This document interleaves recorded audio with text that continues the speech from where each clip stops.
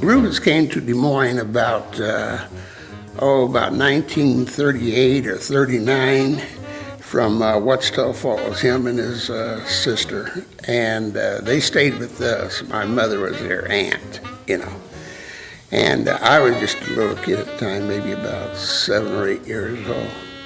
So I can remember Rufus practicing on his saxophone. Everybody called him Spates. And he had a different sound than most tenor men. He wasn't smooth like Stan Getz or any of the people of that era, but he had sort of a brash sound. You could certainly tell he was playing when he played. One night when we went to listen to Rosemary play, and that's the first time I became aware of Rufus. And of course, Stuart liked his playing a lot. Monroe, talked to Rufus and told him, you play a mean sax, brother. I can. And when he got out of the Army, he went to Drake. He married his wife, Edith, in about 1946. Edith was the sister of Howard and Seymour Graves. Now, Howard and Seymour owned the Sepia Club down on Center Street. That's how Rufus became known, to that faction there.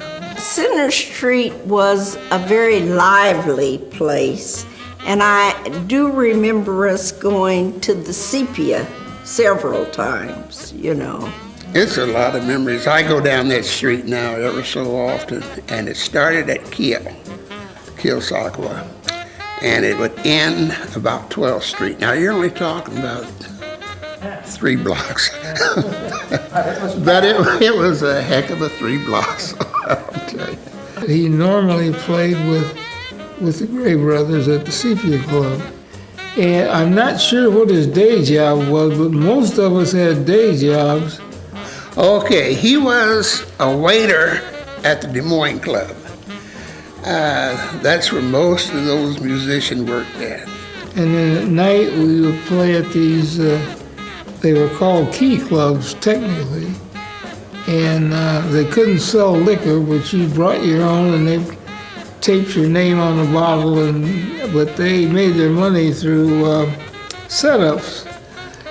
He always wore a bow tie. He was always dressed up when he played. He always had a suit on, a white shirt, and a bow tie. That's mainly how I remember him. They had annual parties. The Monarchs, the Royal Dukes, and the Roosevelt Club. They had annual parties, and Rufus was the band for those functions. But Rufus was well known. He played with some pretty well known musicians around here. Spec Red, who was a well-known pianist, and Irene Miles. She was a very well-known pianist. Of course, the Graves brothers, and they were well known around Des Moines. Eventually, Rufus got his own little band together, and he would play at different clubs and different events around there. That's how he became well known down here in Des Moines. I can remember that I would ask Edith, how is it with the life of a musician? He's out to 2 or 3 o'clock in the morning with the mixed company. And she said, oh, Francis, I know Rufus. He was a tremendous individual. He would give you the shirt off of his back. That's just how it was. We're real mellow, real easy to get along with. He definitely belongs in the Hall of Fame, and I'm sure, and I know Stuart would agree with me on that one, yes.